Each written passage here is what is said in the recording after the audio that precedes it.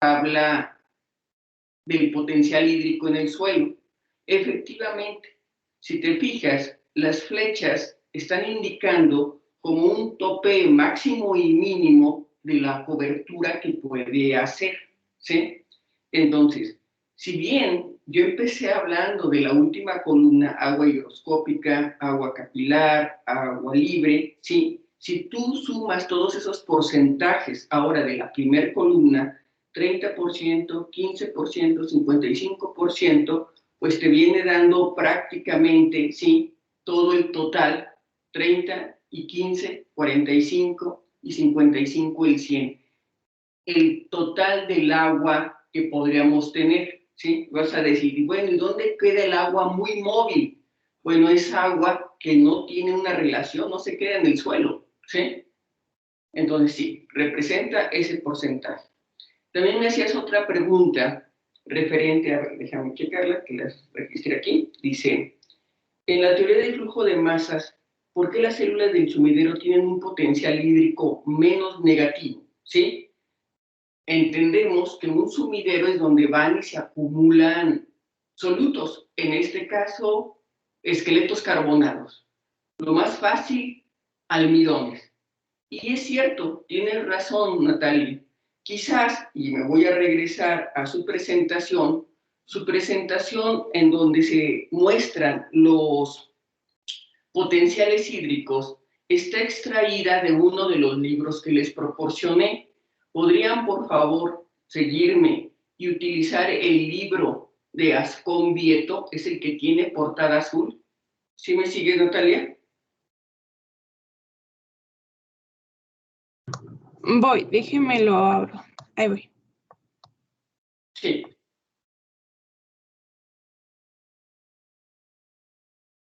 Y ya que están bajando ese, el Ascón Vieto, por favor también baje el Escasos, el que tiene la salamandrita en la portada.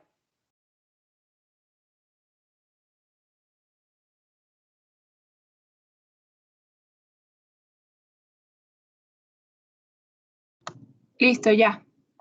Sí, bueno, en el Escasos, sí, el que tiene la salamandrita, y en el Ascón Vieto, sí, en el Ascón Vieto quiero que estés en la página 98 del libro, no del PDF, porque el PDF trae un poquito más de páginas por eso de la portada y el índice, ¿sí?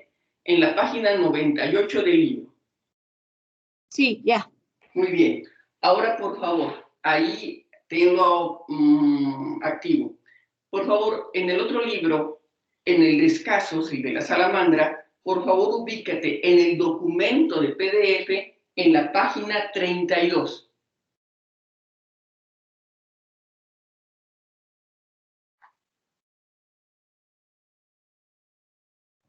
Listo. ¿Listo? Muy bien. Miren, en nuestra presentación, y para todos los compañeros, la manera de poder mostrarles lo que es el transporte en el floema, ¿sí? El flujo de masas, se le llama así porque estás transportando solutos, masas, pues hay muchos esquemas. Nosotros debemos entender que el potencial hídrico es la suma del potencial de presión, potencial de raíz, potencial mátrico, y ahí les ponen en ese esquema, sí, de nuestra presentación, y en el libro que está en blanco y negro, el de Ascón Vieto, de ahí lo extraje. Como pueden ver, es la misma imagen, ¿sí?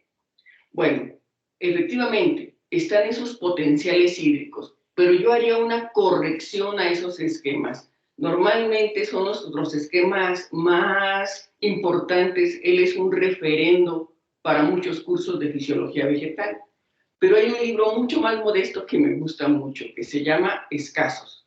Quiero que ahora vean el esquema del libro de Escasos. Voy a irme yo también a él, ¿sale?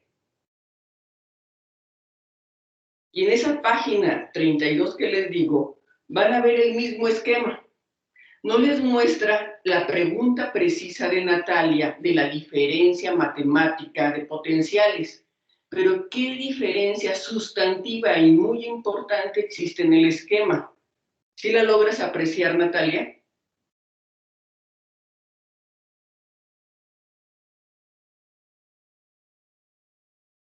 Es como un juego de busca las diferencias.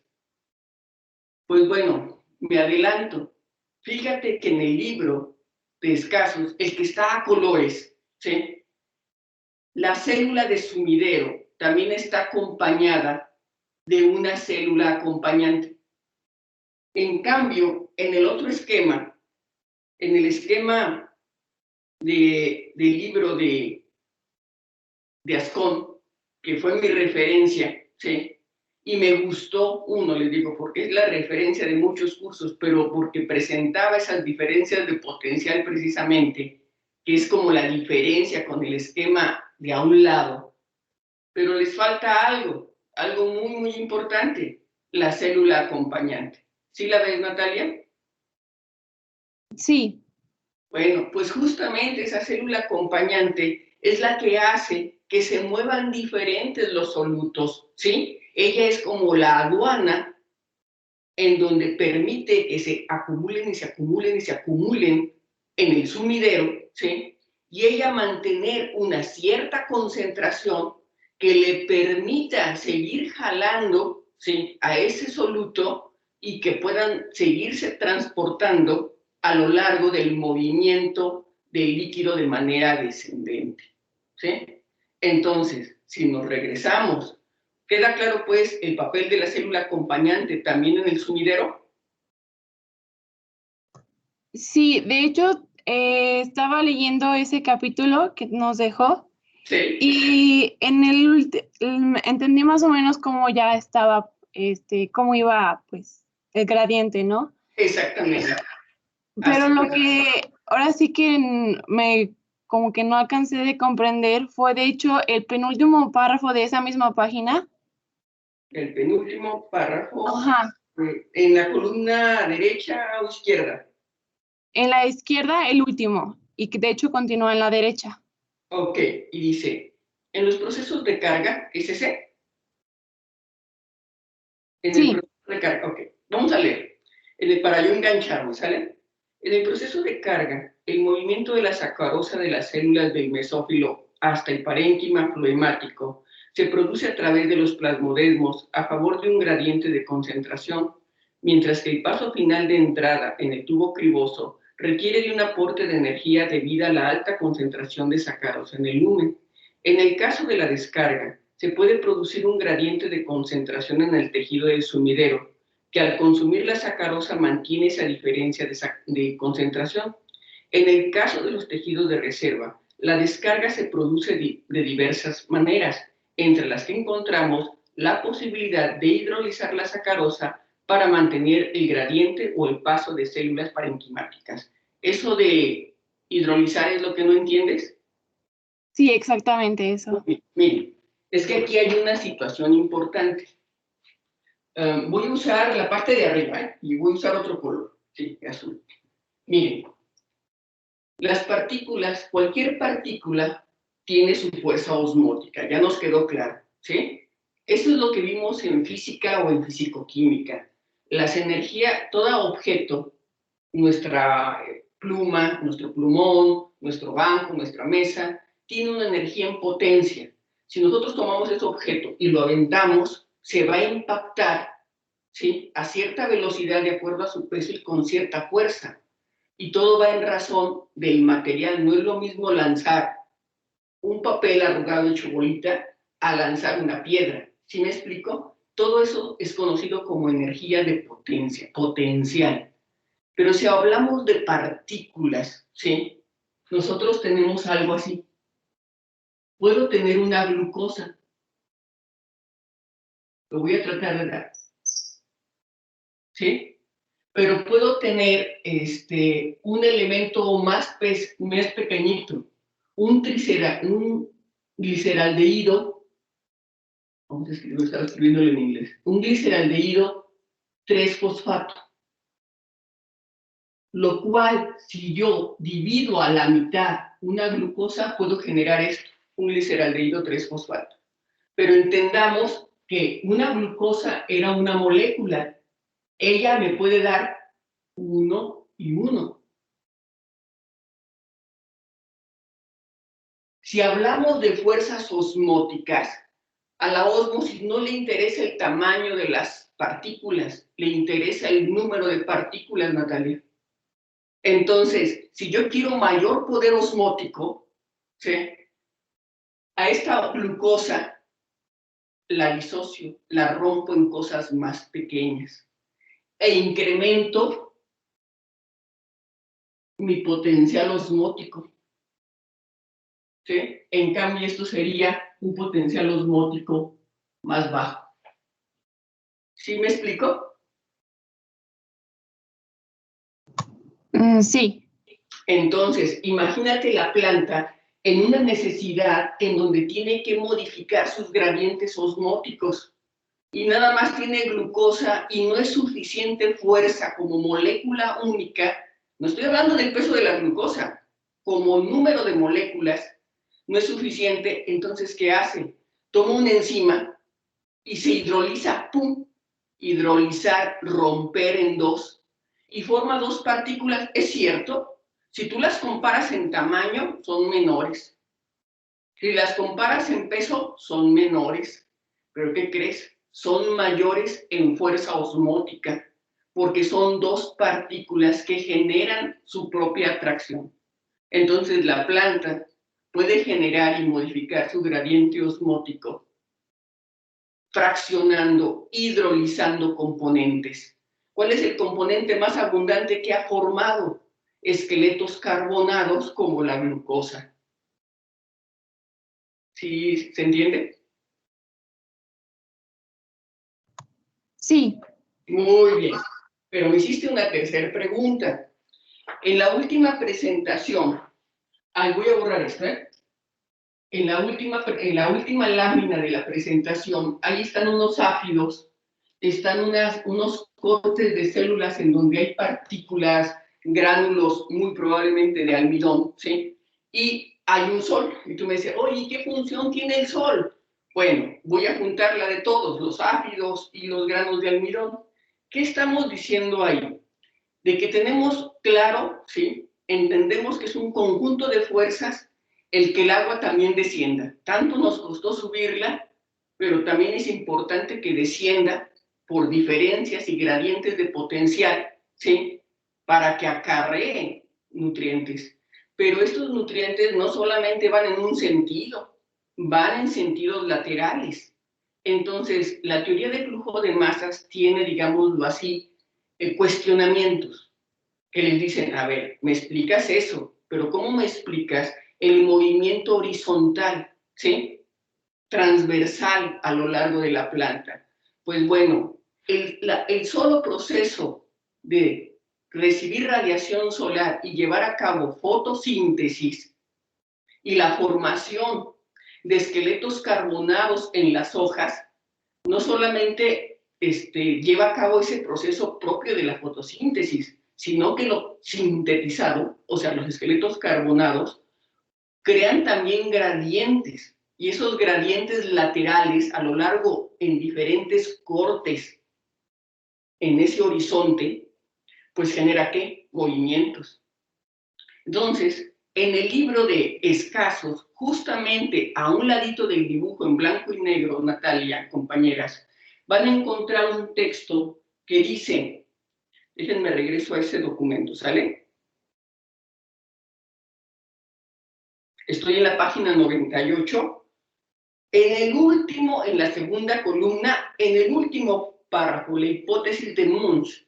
La hipótesis de Munch sostiene que midiendo con unos manómetros la presión de la picadura que lleva a cabo un áfido es un insecto que se alimenta de la savia, ¿sí?, se encuentran concentraciones de presiones que de alguna manera afirman o sostienen la teoría de flujo de masas en el sentido de que tenemos altas concentraciones de soluto.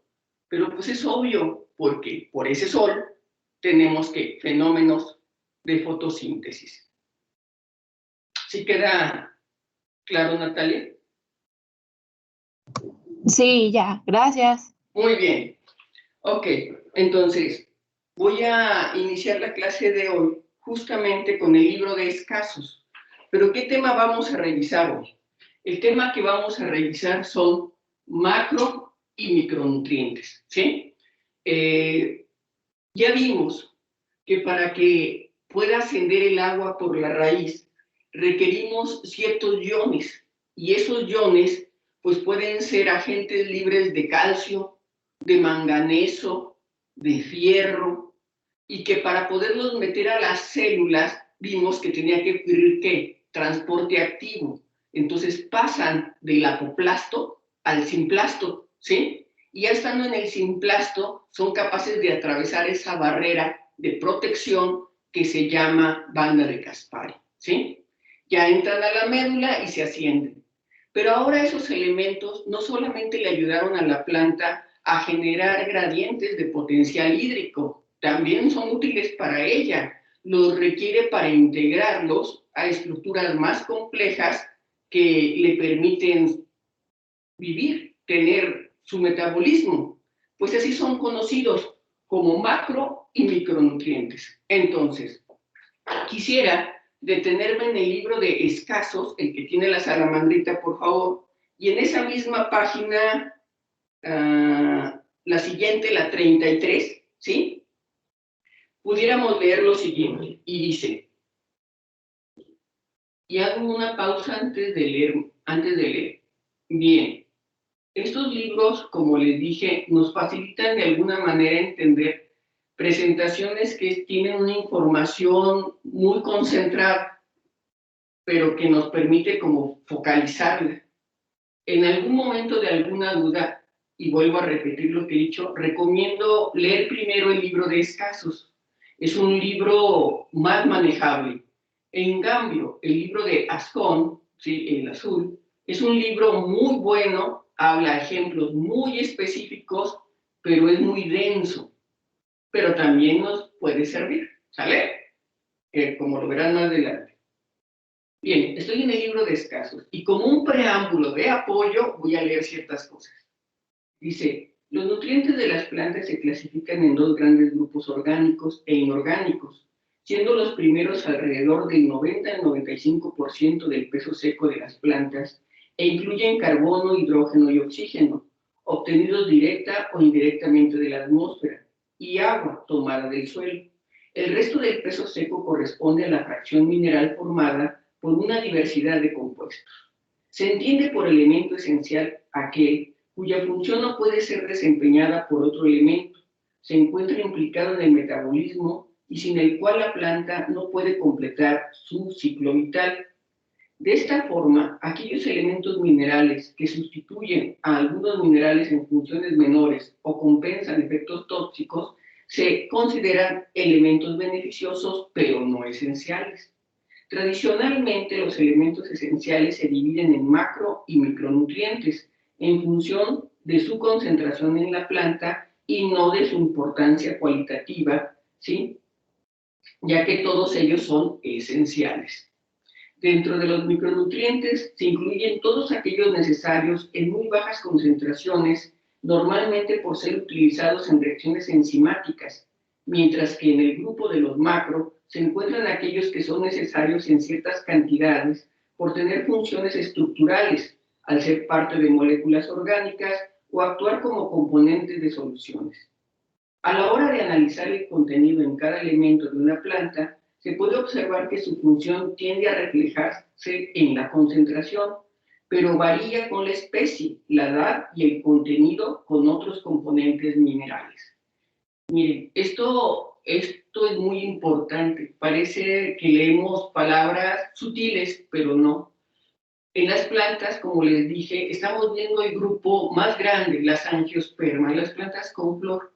Pero dentro de las mismas plantas con flor, los requerimientos nutricionales de un género y de una especie a otra son muy diferentes. Entonces, si estuviera yo hablando de alfalfa, o estuviera hablando de frijol, o de maíz, estaríamos hablando de necesidades nutrimentales muy diferentes.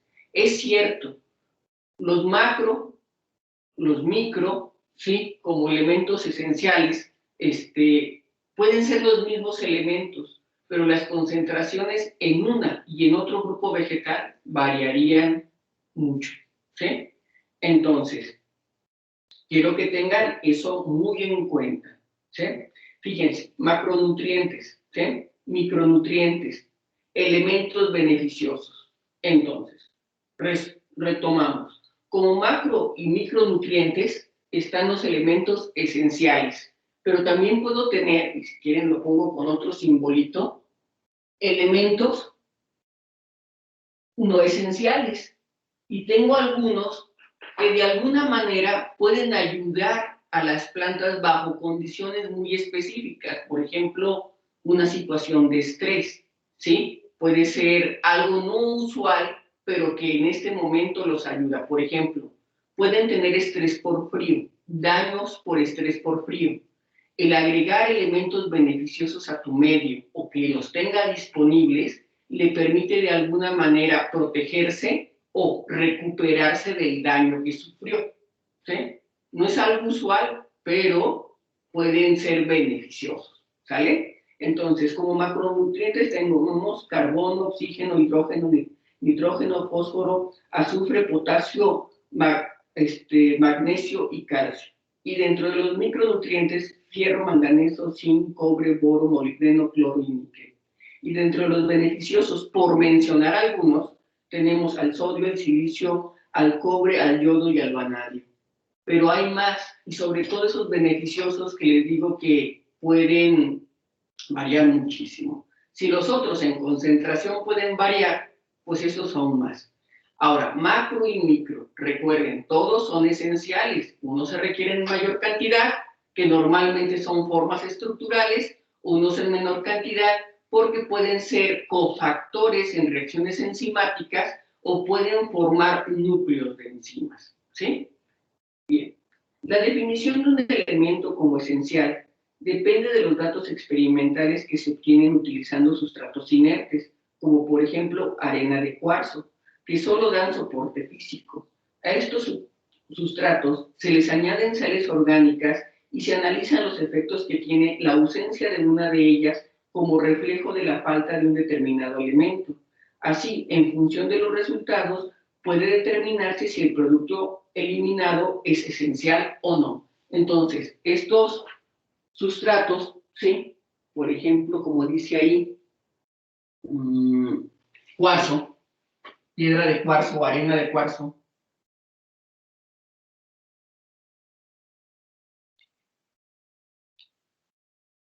es simplemente para que la planta se ancle, se pueda amarrar, es un suelo artificial, pero que no le aporta nada. De esta manera, ustedes pueden agregar cualquier mezcla de macro, micronutrientes, ¿sí? Y ver los efectos que puede tener en su planta. Nosotros en el laboratorio podemos hacer, a mí me gusta hacerlo en un campo, ¿sí? Porque ¿y qué significa campo? Que lo hacemos en plantas grandes, en macetas, con sustratos normalmente de tierra y están en un invernadero, ¿sí? Manejamos los diferentes efectos de su ambiente, pero también pueden hacerlo con algún medio, ¿sí? Tienen un medio como puede ser un sustrato a base de un agar y ahí a ese agar se le agrega, ¿sí? Todos los nutrimentos y buscamos un desarrollo normal de la planta. Claro, es un pequeño espacio, pero a ese medio, también como si fuera la arena de cuarzo, podemos quitarle alguno de los elementos y cualquier daño o efecto diferente al desarrollo normal de la planta, que sí tiene todo, podemos atribuirle ese daño. La falta de manganeso, la falta de cobre, la falta de cobalto, la falta de vanadio, etcétera, ¿sí? Tenemos plantas modelo. Una de las plantas más utilizadas en estos estudios de enfermedades carenciales, porque es lo que estamos haciendo, estamos enfermando a nuestra planta de una manera carencial, le falta algo, son las plantas de jitomate. Ahorita lo revisamos, ¿sí? Bien, y dice, Vuelvo a repetir este apartado. Así, en función de los resultados, puede determinarse si el producto eliminado es esencial o no. Los elementos que se consideran actualmente como macronutrientes, pues decíamos esto: nitrógeno, el fósforo, el azufre, el potasio, el sodio y el magnesio, apareciendo en cantidades de 0.1 o más del peso de la planta, y a menudo forman parte de las macromoléculas biológicas, ¿sí? Entonces, ahí hace referencia de pesos, pero no hablamos de una planta. Yo les menciono igual maíz y frijol. En manera tradicional, el agricultor ancestral sabe que debe de sembrarlos alternadamente. ¿Qué significa esto? Que un año siembra maíz, al siguiente año siembra frijol. Y hay quien hace la siembra al mismo momento, pone maíz y pone entreverado frijol o pone calabaza. ¿Por qué hacen eso?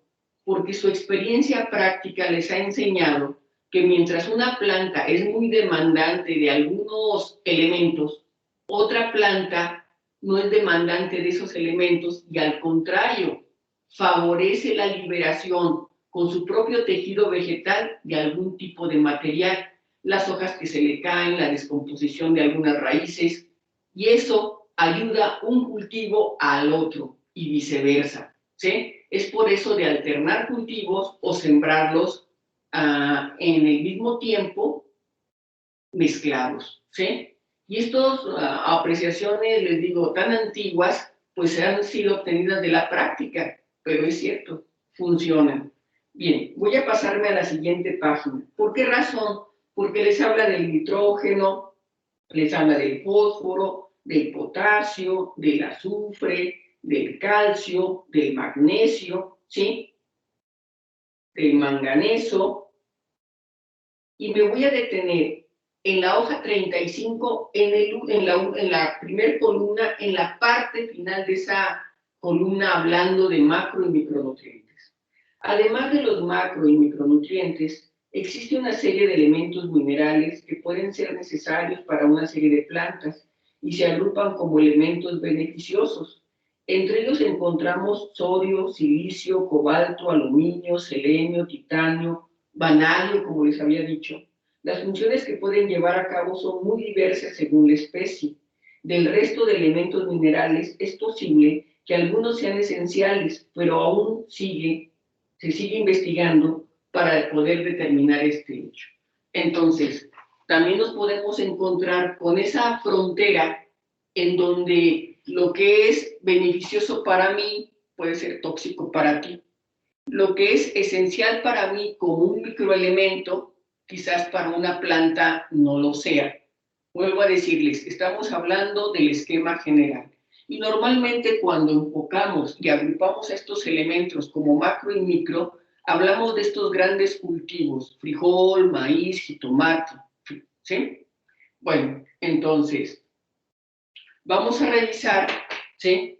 Pasarnos a evaluar la presentación que tengo en su curso, ¿sí? Y en su curso me permití ya cerrar algunas cosas y dejar abierto las presentaciones, ¿sí? Suelo y nutrientes. La número 3, suelo y nutrientes. ¿Ya están en ella?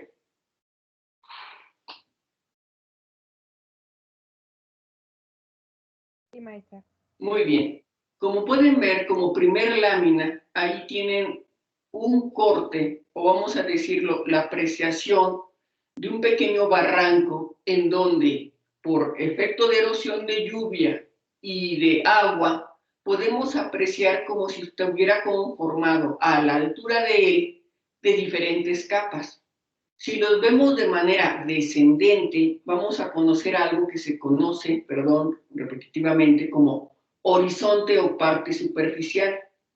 A, parte B y parte C.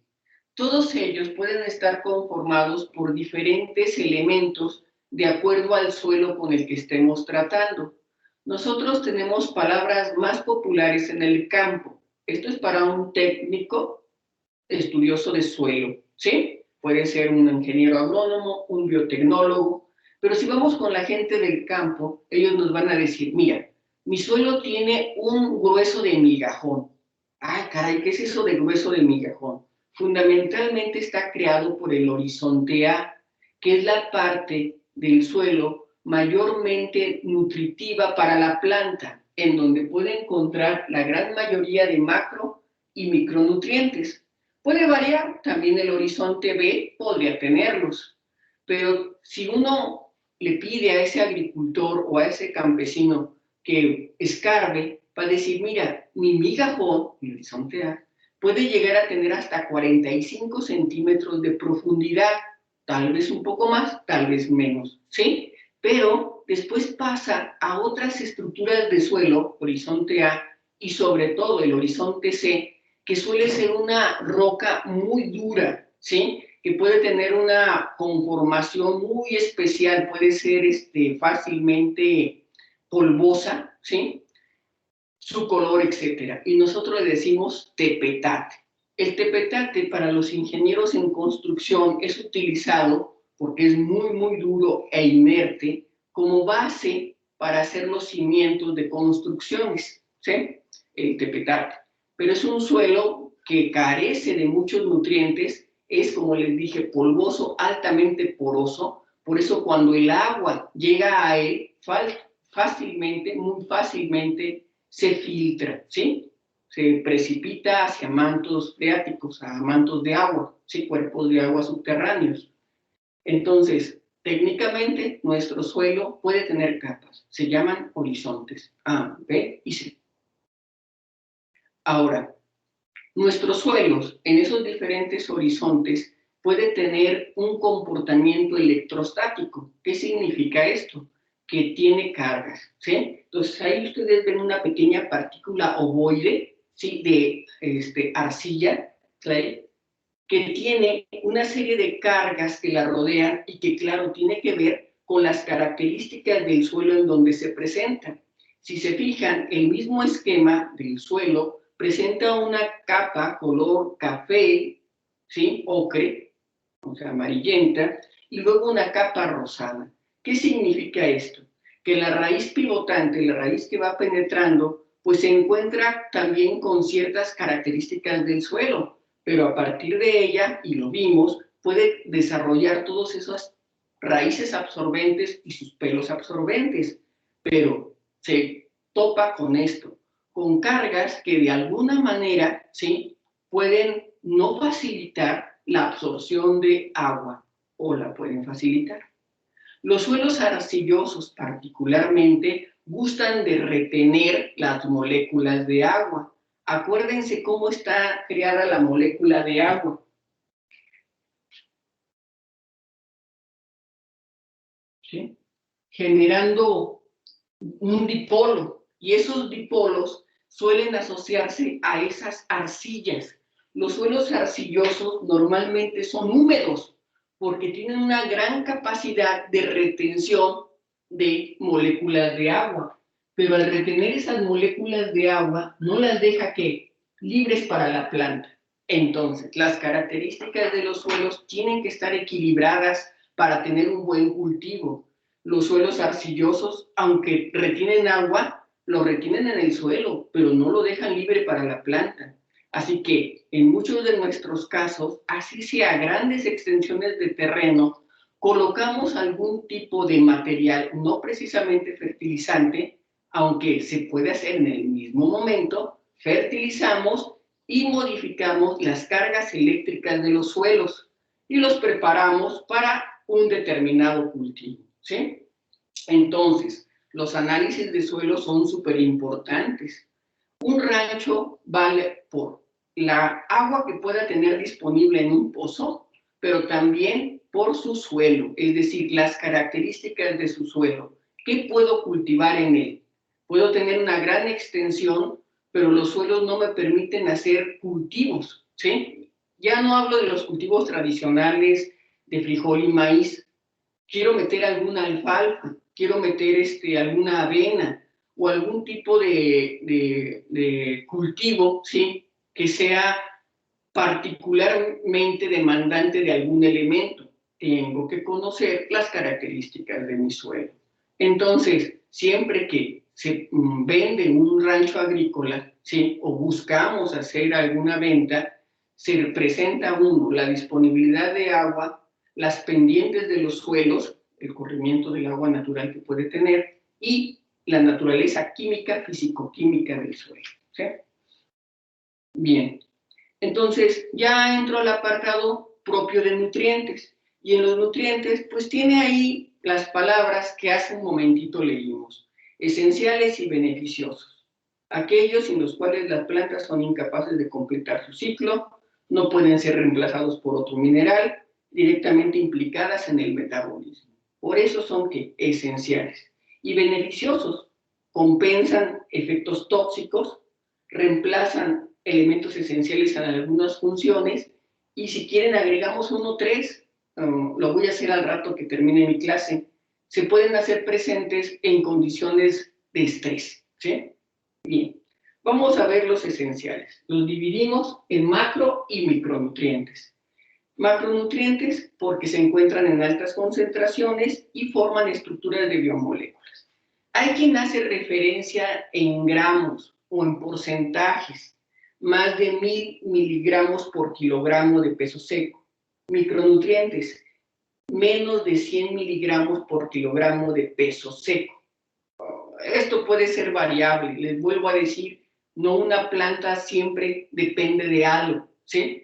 Pero digamos que en ese panorama genérico del grupo vegetal es esto, ¿sí? Micronutrientes, elementos traza o bien oligoelementos. Entonces, como les mencionaba, normalmente la planta que solemos utilizar experimentalmente es el jitomate, pero ustedes pueden tener otros ejemplos de otras plantas. Pero lo interesante es ver cómo una planta con toda su carga de macro y microelementos esenciales y beneficiosos es capaz, ¿sí?, de desarrollarse bien, es decir, un buen desarrollo de su hoja, un buen desarrollo de su tallo, que lleve a cabo su floración, un buen desarrollo de raíz, etcétera, ¿sí? Muchas veces creemos que el ver una planta, voy a borrar esto, ver una planta en un crecimiento correcto, pues es que las cosas están yendo bien, pero no, muchachos, acostúmbrense, y sobre todo si van a trabajar en campo, logren y dense el tiempo de ver la raíz de su planta. La raíz también tiene que tener un desarrollo correcto. Entonces, en estos elementos tenemos macro y micro.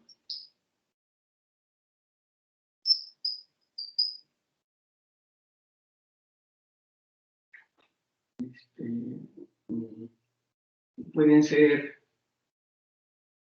esenciales, ¿sí? Y voy a ponerlo aquí como una palomita,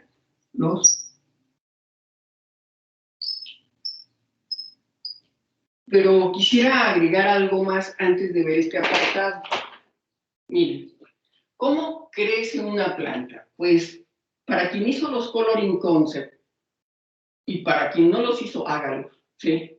Era un estímulo darles un punto, pero yo voy detrás de otra cosa, es como dicen, ¿quién da un poco más? ¿Quién busca aprender un poco más? ¿Sí? El punto es lo de menos, es como poner un premio a ese esfuerzo, pero ustedes deben de pensar, muchachos, y yo lo he hecho así toda mi vida, de quiero dar un poco más, ¿sí? Quiero ser diferente, pero lo hago por mí, no por lo que me rodea. O sea, yo quiero aprender, quiero superarme. Y en esas coloring concept pudieron observar el desarrollo de raíz, el desarrollo, la anatomía de una hoja, de un tallo, etc. Pero la pregunta aquí es, ¿cómo crece? Ah, mira, crece por meristemos. Muy bien. Pero aún así, la pregunta no está del todo resuelta. El crecimiento con estas células meristemáticas lo hace con planos, ¿sí? Y es como cuando platicábamos de genética, que hay planos morfogénicos, es decir, una línea permite el desarrollo de brazos, de piernas, el correcto desarrollo de la cabeza, las cavidades oculares, etc. Cuando vimos aquella información de malformaciones genéticas, pues también una planta requiere planos correctos para crecer. Es decir, si fuera una hoja, ¿sí?, tengo un plano de crecimiento así y un plano de crecimiento así. ¿Están de acuerdo? Si fuera un tallo, tengo un plano de crecimiento ascendente, pero también tengo un plano de crecimiento de grosor. E igualmente sería para la raíz. Imagínense que estos meristemos que me permite crecer, ¿sí?, por alguna razón, al plano, a lo largo de la hoja, no está creciendo correctamente. Se queda más chiquito de lo que debiera ser. El producto final va a ser una hoja que quizás tenga esto. ¿Me explico? Está generando un pico. Voy a hacerlo todavía más pronunciado.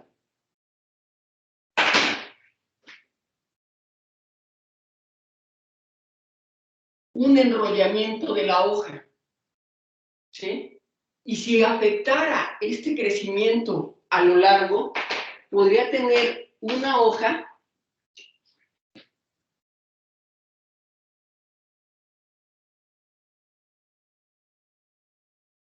en donde se dobló sobre de sí. ¿Sí me explico?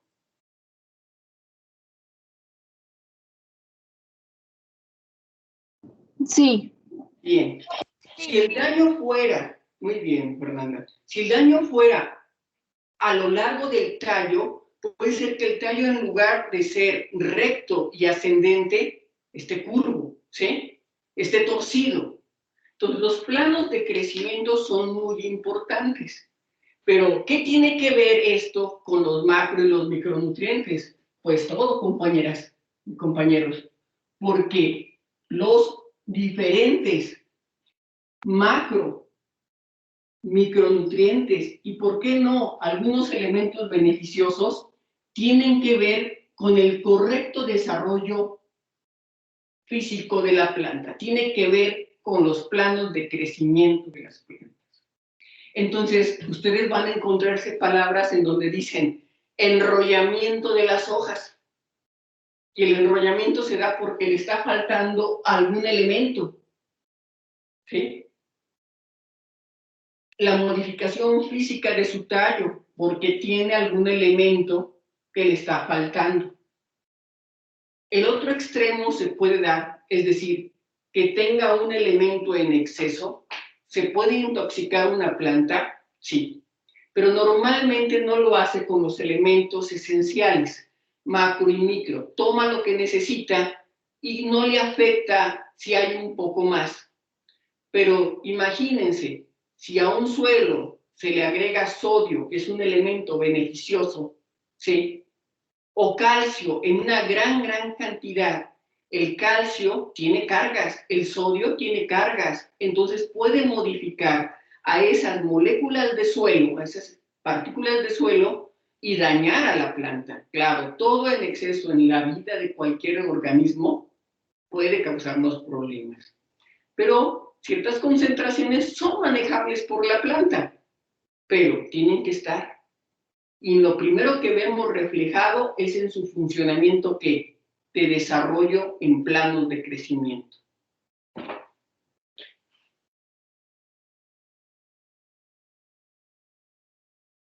Bien, pero no solamente es eso. ¿Me querían preguntar algo? Sí, maestra, yo quería preguntarle respecto al fruto, porque me imagino que también en el caso de un árbol, pues también es muy importante todos los macro y micronutrientes. Sí. Yo, por ejemplo, en mi casa tengo unos naranjos, tengo 2 naranjos. Sí. Y hasta parece broma, pero esos 2 naranjos tienen un muy buen crecimiento, ya tienen muchos años, pero el fruto, maestra, está muy amargo. O sea, cuando ya tiene muchos frutos, la naranja está muy bonita por fuera y el árbol también está frondoso, su hoja está bien, o sea, está ovalada, toda la raíz está bien, pero el fruto es el que no, o sea, es el que sabe feo. Entonces, no sabemos por qué. Ah, ok, bueno. Fernanda, fíjate, especialmente con los cítricos, ¿sí se comprendió esto? ¿Sí? Sí. Muy bien. Especialmente con los cítricos, tenemos muchos híbridos. Y ahí literalmente sí es un híbrido. ¿Se acuerdan cuando les decía, si cruzamos a un caballo, ¿sí? Y a un burrito, tenemos un híbrido que es la mula. La característica de ese híbrido es que era más resistente, más fuerte, pero era estéril, ¿sí? Pero en muchas plantas podemos tener híbridos que son fértiles, pero lamentablemente no tienen las características que pueden tener como especies individuales. Entonces, en muchos cítricos de ornato, ¿sí? Podemos tener frutos, ¿sí? Que no son muy dulces, pero esta es una opción para explicar la condición de tus naranjos. Pero otra opción es que simplemente es un naranjo agrio. Los hay. Uno pensaría que las naranjas siempre son dulces, que depositan ahí carbohidratos, azúcares, ¿no?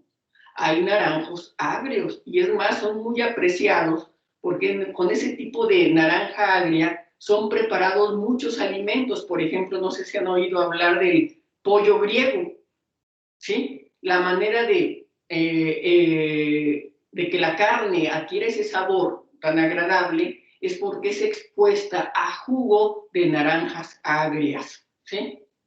Entonces, no quiere decir que esté mal, Fernanda. ¿A poco son naranjos agrios? ¿Sí? Otra explicación, como te dije, es que son híbridos, son cruzas en donde se busca una bonita apariencia, pero tienen una calidad de fruto no deseable en el sentido de que tú quisieras que fueran naranjas dulces, pero no fue creado así, ¿sí? Espero haber respondido a tu pregunta. Sí, maestra, muchas gracias. Le preguntaba sobre todo porque a veces se nos hacía feo que el fruto se echara a perder, que nadie se lo comiera, pero ahora que ya nos dio una receta, pues ya la vamos a aplicar. Seguramente son naranjos agrios, pero porque su naturaleza original es así, ¿sí? Pero vuelvo a decirles, muchas, sobre todo los cítricos, en los cítricos encontramos una variedad enorme de lo que viene siendo el género citrus, ¿sí? Muchísimos, con especies diferentes, pero la bergamota, el limón agrio, el limón dulce, la naranja dulce, la mandarina, todos son citrus. Pero dices, oye, son totalmente diferentes. Es que son especies diferentes. Cuando formamos híbridos como si fuera el árbol de Jumex, ¿sí? Que tiene una piña, una naranja, una sandía a un lado, ¿sí? Son muy fáciles de generar injertos híbridos, pero las características a veces no son las deseables. Se busca algo estético, por ejemplo, los naranjos enanos, los limones enanos, los cuales sus frutos son prácticamente, no es que sean tóxicos, pero son incomibles por lo ácido que están, ¿sí? Pero tienes una plantita de ornato muy bonita que puedes tenerla en maceta, ¿sí? Sí, muchas gracias. Bien, entonces, los planos de crecimiento se pueden ver afectados, ¿sí? También puede ser en el tallo, también puede ser en la raíz.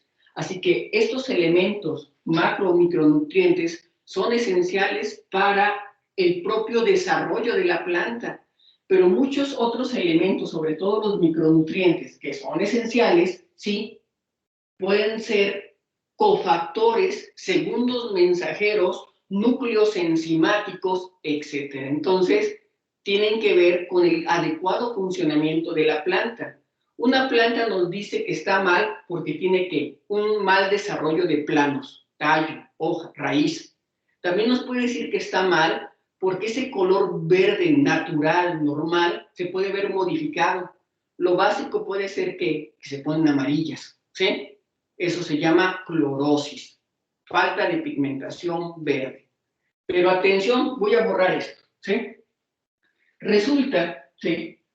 que nosotros en el campo, y esto es así, podemos ver que una planta puede tener defecto en los planos de desarrollo, que puede tener defecto en el color de sus hojas, de su tallo. Pero hay algo que no he mencionado y ahorita lo voy a poner, aunque es un elemento de mi última unidad, estrés por patógenos.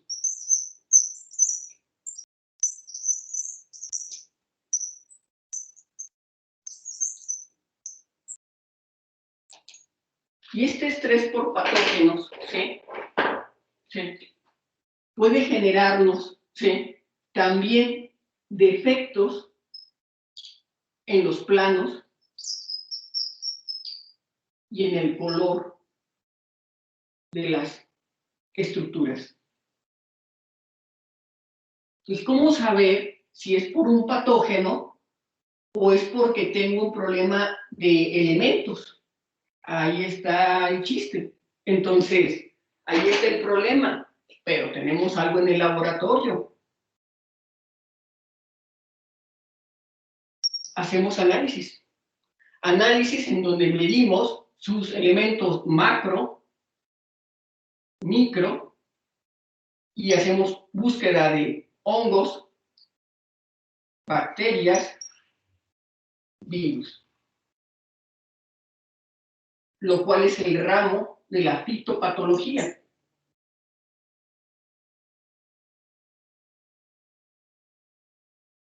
Entonces, compañeros, compañeras, pueden ustedes tener libros, catálogos, en donde les muestran daños carenciales por elementos.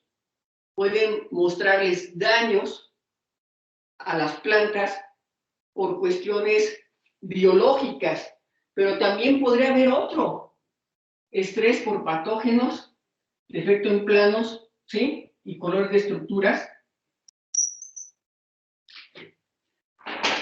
pero también puede ser estrés ambiental.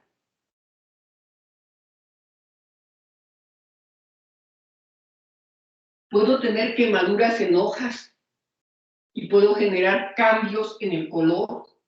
Puedo tener daños por frío, puede tener defectos en los planos de crecimiento. Entonces, ¿cómo puedo descartar todo eso? Con observaciones. Claro, si tuve una helada, debo de atribuirle eso, ¿sí? Pero si no, tengo que llevarlo al laboratorio y hacer análisis. ¿Por qué me estoy deteniendo en esto y estoy siendo muy puntual? Pues porque, miren, lamentablemente, y se lo digo con la experiencia que tengo y que ya son al menos una década, ¿sí?, puedo decirles que cuando yo encuentro una planta con clorosis o defectos en sus planos de crecimiento, caray, de entrada, si me la das como si fuera una cajita, la abrieras y me proporcionaras la planta, podría decirte, mira, puede ser un virus, puede ser por frío, puede ser porque le falta un elemento, no lo sé. Es decir, los daños son muy parecidos. Tienes que tener una gran habilidad para poder decir, ah, mira, le falta esto o aquello. Pero si me lo dan así, de entrada, no podría responder. Si ya me ponen en un contexto, y eso es lo que les voy a pedir a ustedes, porque así se van a entrenar cuando salgan a campo, porque lo iremos a hacer, lo volveremos a hacer, ¿sí? Es decir, ah, mira, tengo un suelo, ¿me pasas el análisis de suelo? Ah, el suelo está bien, pero ha tenido, ¿qué?, tantos cultivos. ¿Cuál fue el último análisis? Hace 3 años. ¿Sabes qué? Muy seguramente ya tengo problemas carenciales. Si estoy viendo esto en mi alfalfa o estoy viendo esto en mi frijol, muy seguramente es porque ya están faltando, ¿qué?, elementos. Pero si no tengo esos respaldos de información de cómo está el clima, de si hubo riego, cuánta radiación solar, mi análisis de suelo, pues no puedo contestarte. Mi análisis fitopatológico, no puedo contestarte. Voy a lo siguiente, observen. Ahí tienen una imagen de la planta de tomate, de jitomate, en un desarrollo normal. Vamos a empezar a ver a los macronutrientes. Vean, ahí está la misma foto de una ramita de jitomate, la cual está amarillenta, tiene clorosis. pero más que también tiene, no sé si logran ver en las puntas, en los bordes de la hoja, un tono color naranja, como si tuviera pequeñas quemaduras. Dice, las formas disponibles del nitrógeno son en forma de amonio y amoníaco. Abundante en biomoléculas, son frecuentes los suelos deficientes en nitrógeno. O sea, es un elemento que suele faltarnos, el nitrógeno. Por tanto, la gran mayoría de los abonos que se ponen, compañeros, son a base de nitrógeno. Pueden llevar otros elementos, pero uno importantísimo es el nitrógeno. La mayor parte no es asimilable por las plantas, así que tenemos que buscarle además un vehículo para que la planta lo pueda tomar.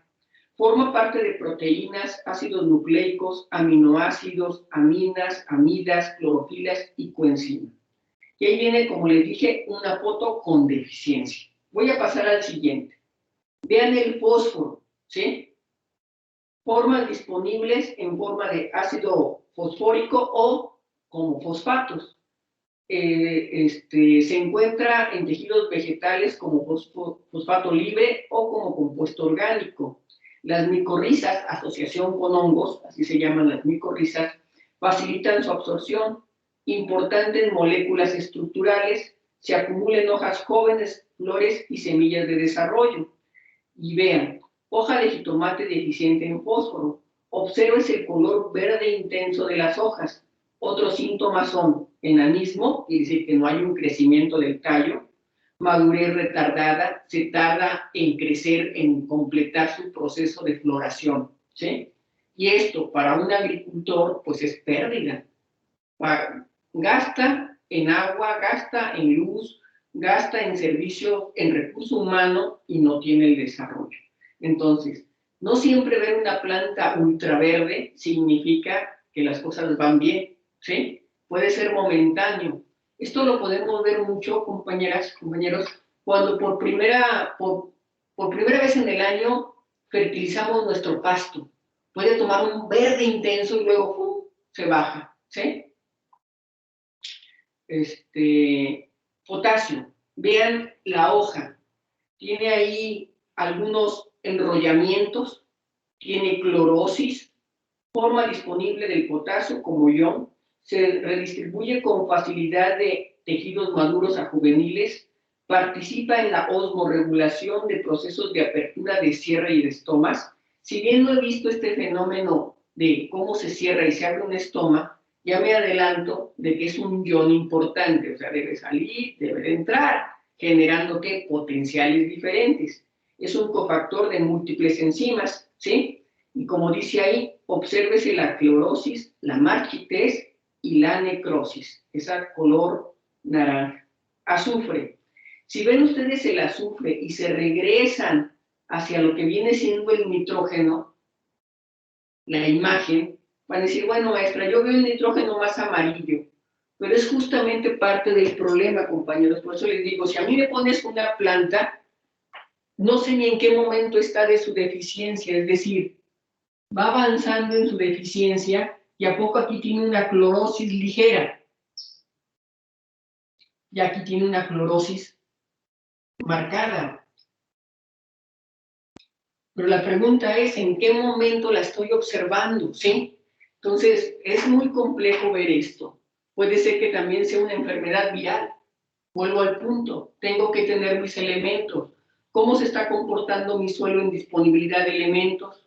¿Sí? Tengo una observación del ambiente en cuanto a estrés. Tengo un estudio de fitopatología y con eso me voy orientando, ¿sí? Entonces, teniendo este ejemplo del nitrógeno, vean, dice, obsérvese la clorosis y la coloración purpúrea. Me regreso al azufre. Dice ahí, obsérvese la clorosis generalizada de las hojas. Pues como que no hay diferencia, ¿no? Y si lo veo en estado avanzado, ¿a poco el azufre se parecería en un estado más avanzado a la ausencia de nitrógeno? Bueno, pero son las observaciones que hacemos de campo, ¿sí? Por esto, y me detengo aquí para después ya nada más irme leyendo de corrido, ¿qué hacemos cuando nos preparamos en nuestro laboratorio?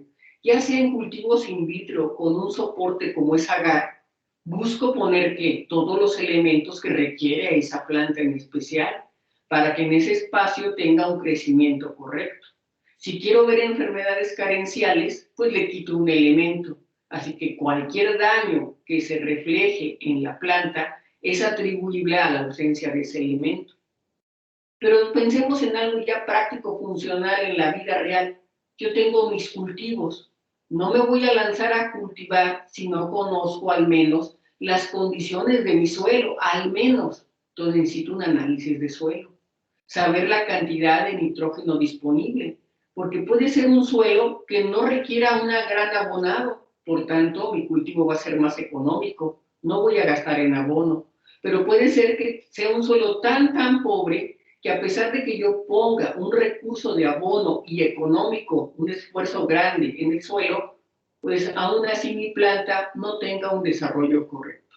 Entonces, como se dice literalmente, me salió más caro el caldo que las albóndigas, porque el rendimiento del cultivo fue pequeño en razón de lo que yo invertí. Entonces, siempre en esa razón de equilibrio, pues tratas de tener una ganancia, ¿sí?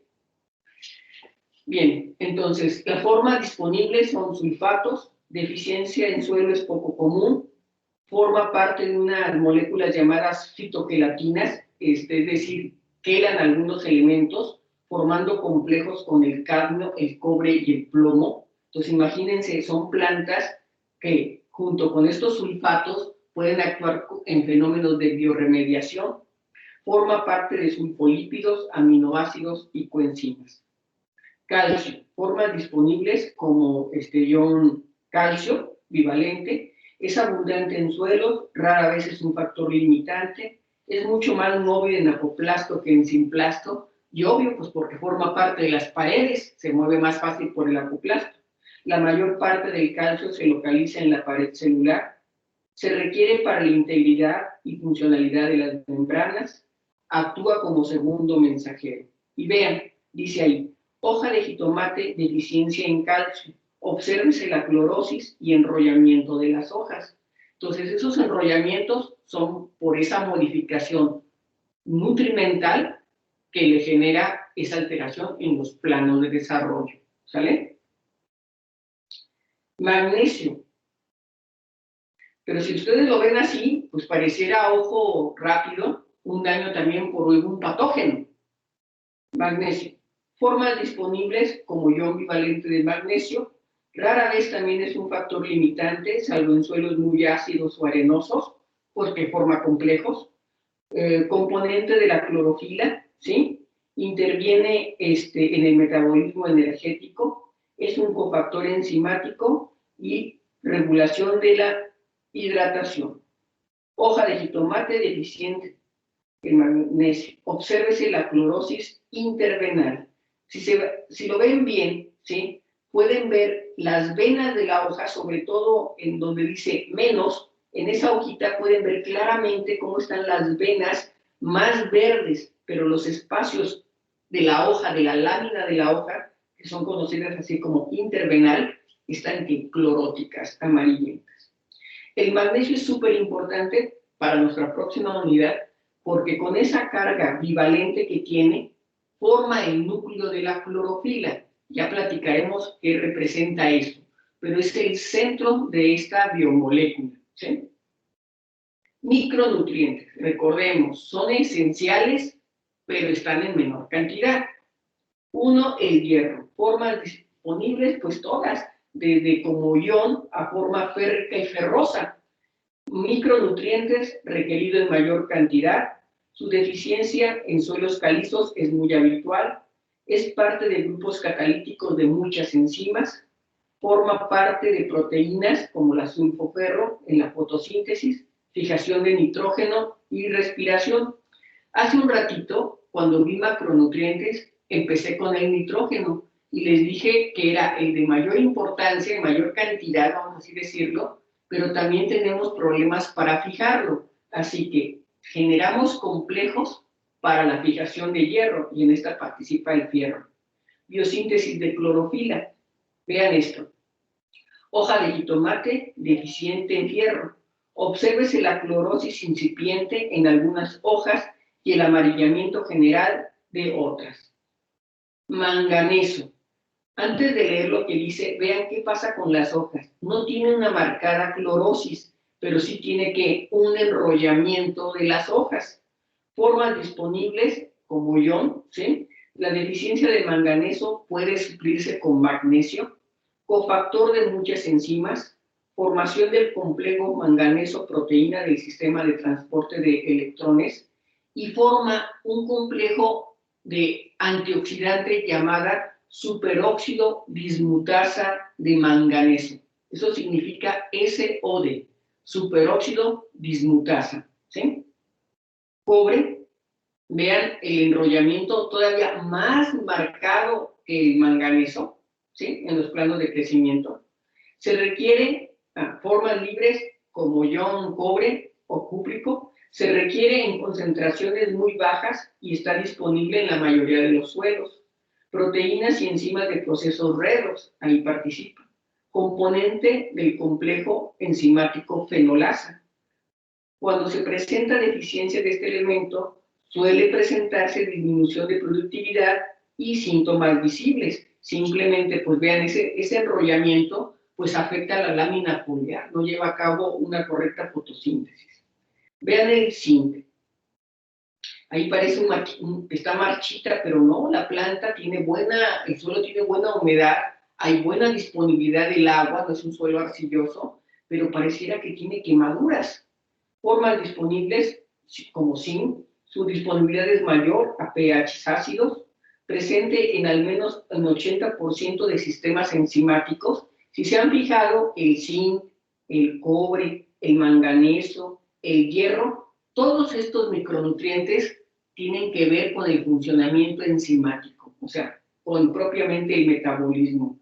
Acabamos de mencionar algunos que son estructurales, el propio nitrógeno, construcción de aminoácidos, de proteínas, el calcio, formación de paredes.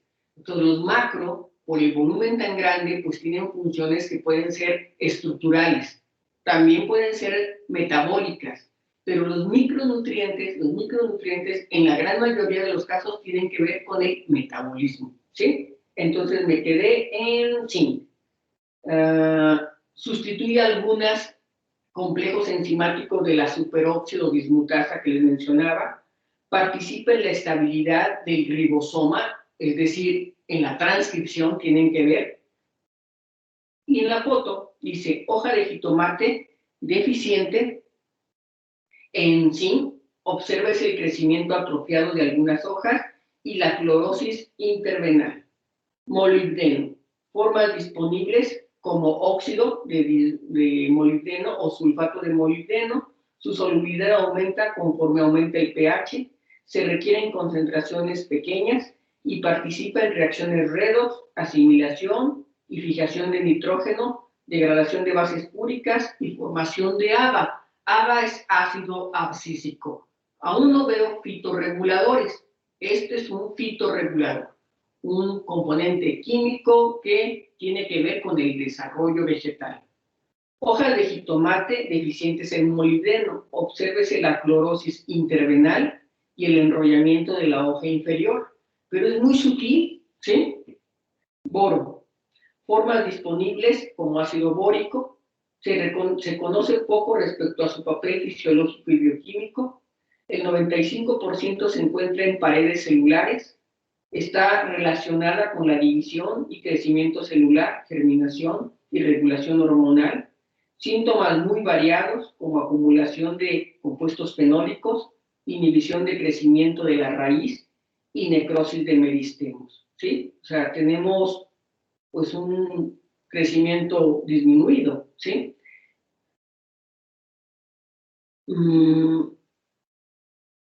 Compuestos fenólicos.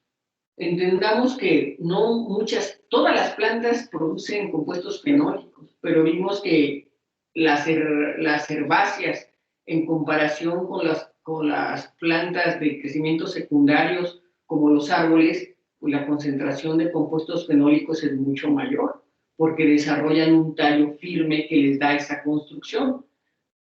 pero estos compuestos fenólicos por sí mismos pueden llegar a ser tóxicos, ¿sí? Cloro. Formas disponibles como cloro libre. Es ubicuo en la naturaleza y muy soluble. Su deficiencia es extremadamente rara porque, como dice ahí, es ubicuo en la naturaleza, o sea, lo encontramos en todos lados. Mantiene un gradiente de pH entre el citosol y la vacuola. Participa en la regulación osmótica, en mecanismos de apertura y cierre de los estomas. ¿Con quién lo relacionábamos? Con el potasio, ¿no? El potasio también tiene que ver con esa regulación osmótica y el cierre y apertura de estomas. Entonces ya les presenté a dos elementos, cloro y potasio. Participa en diversas nastias. ¿Qué es una nastia?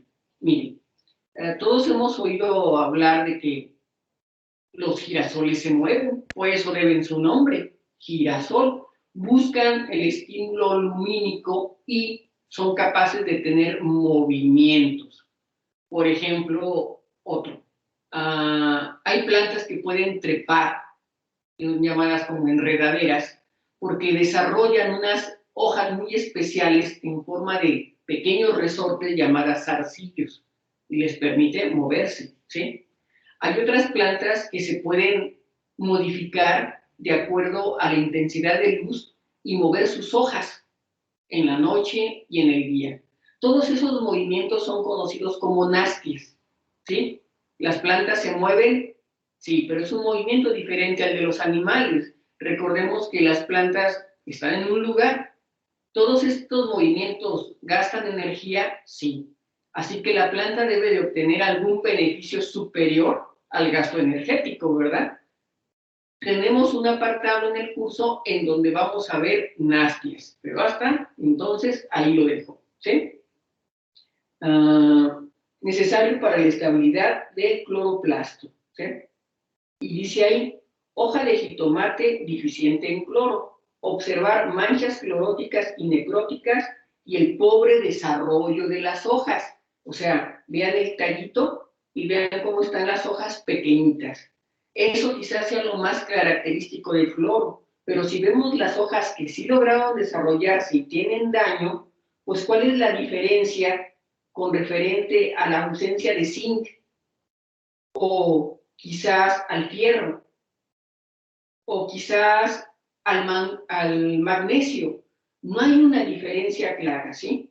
Vuelvo al punto, necesitamos elementos de laboratorio. Níquel, forma disponible como ion níquel, muy abundante en la naturaleza y se requiere a concentraciones muy bajas, ¿sí? Participa en el proceso de germinación y metabolismo del nitrógeno. Bajas concentraciones de níquel inhiben a una enzima conocida como ureasa y la hidrogenasa.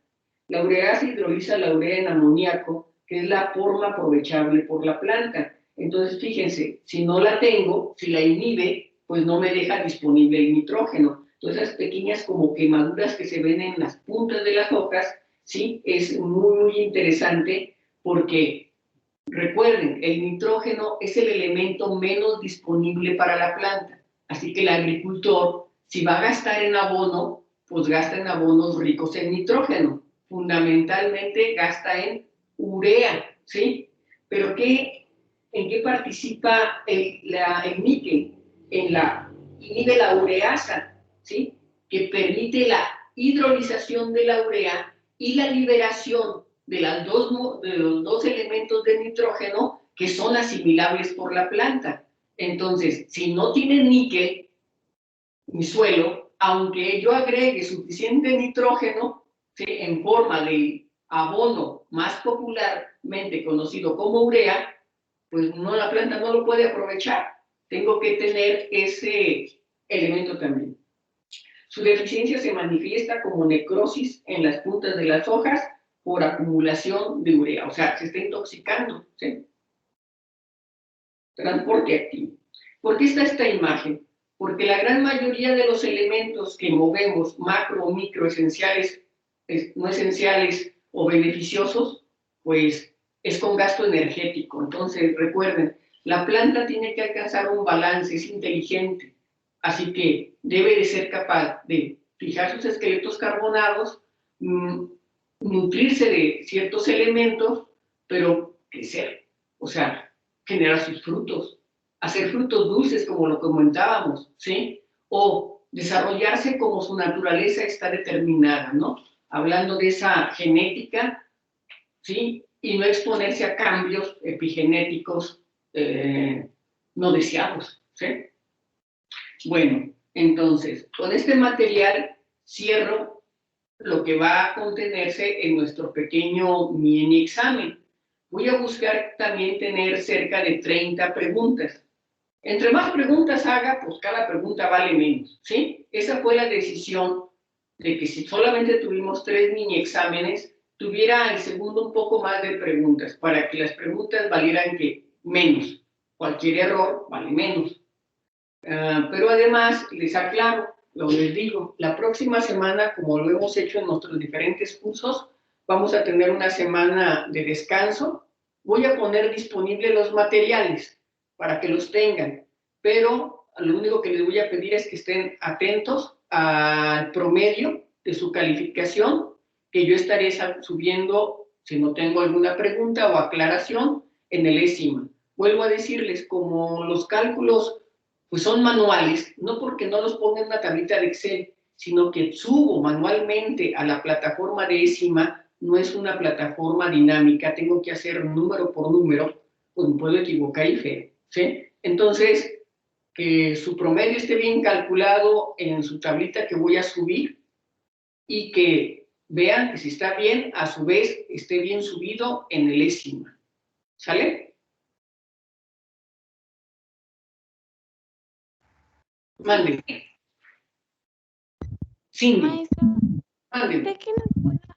Hola, ¿cree que nos pueda dar un poquito más de tiempo a la hora de hacer el examen? Es que luego se trae el internet o la computadora y se va todo el tiempo del examen y no alcanzamos. Sí, bueno, déjenles comento referente a eso. Yo sé que a veces pues, sí es cruel porque van contra un reloj, ¿sí? Pero nosotros como profesores tenemos muy poquitos elementos para evaluarlos. En estas nuevas modalidades, y así yo lo asumo, que tienen a un lado que su presentación, pero me he topado con la tristeza de que por primera vez cuando están contestando el examen es cuando están viendo los materiales, ¿sí? Y es por esto que los consume el tiempo. La idea es buscar ese equilibrio para mí. Gente que revisó sus materiales y es capaz de contestar inmediatamente o si tiene duda, se puede ubicar en dónde estaba la pregunta aproximadamente. Pero lamentablemente me encuentro con que no es así, que por primera vez están abriendo sus apuntes y dicen, me la juego, voy a ver si puedo hacerlo así. En algunos casos, pues les va bien, pero en otros les ha ido mal, ¿sí? Entonces, no puedo dar mucho más tiempo, pero voy a agregar unos 5 minutitos. ¿Le parece? sí, maestra, sí, con eso, o sea, es que luego se traba el internet y se va. Que a mí se me... ¿sí? O sea, todos pasamos por esos problemas. Como me dijeron, es que no, el problema, en mi casa, en la casa de ustedes, el problema no es mi velocidad, es la propia instalación que hay en la calle, ¿sí? Entonces dicen, si no tiene algo que la soporte, pues ¿para qué quiere usted fibra óptica en su casa? O sea, no tenemos cómo vaciarle esa información a su casa. Entonces buscamos el satelital. El problema del satelital es que también tiene interferencias de cómo se comunica. Nosotros hacemos una triangulación.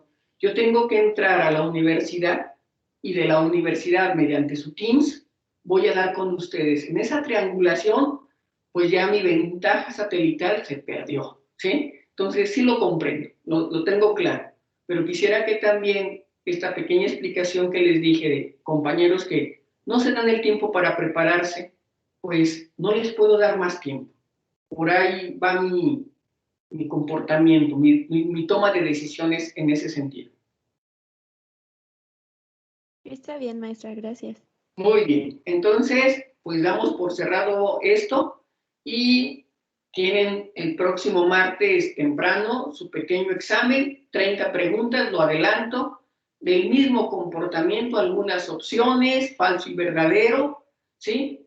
Y voy a tratar de darme el tiempo de tener lo más pronto el promedio lo voy a poner disponible ahí y luego disponible en el CIMA.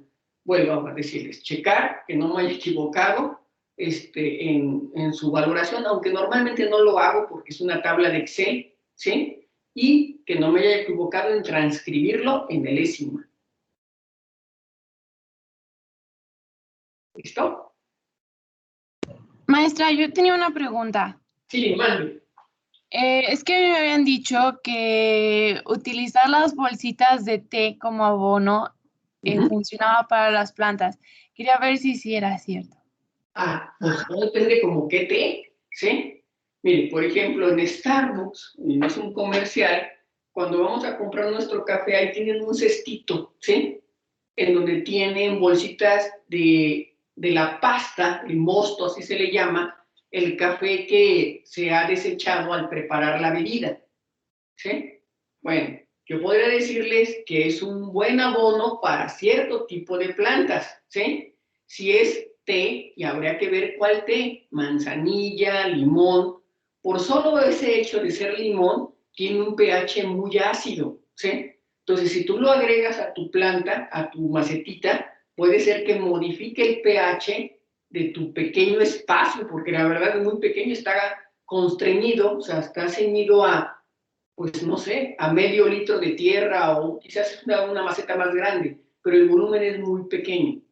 Entonces, yo les diría que a veces hay que investigar un poquito más. ¿Es bueno? Yo creo que sí, porque es un material que está digerido y como les digo, muchos agricultores no levantamos las hojas, dejamos que se vayan ahí, que mezclando con el suelo, hasta buscamos el volteo de suelo para reintegrar elementos al suelo, pero no siempre cualquiera sirve, ¿sale? Entonces, por ejemplo, los desechos de bolsas de té, de limón, de manzanilla, ¿sí? ¿Para qué me sirven? Y no siempre. Si es de limón, yo te diría, no las uses, ¿eh? Ok, gracias. Muy bien. Entonces, nos estamos mirando de este viernes hasta el que viene, 15 días, ¿sale?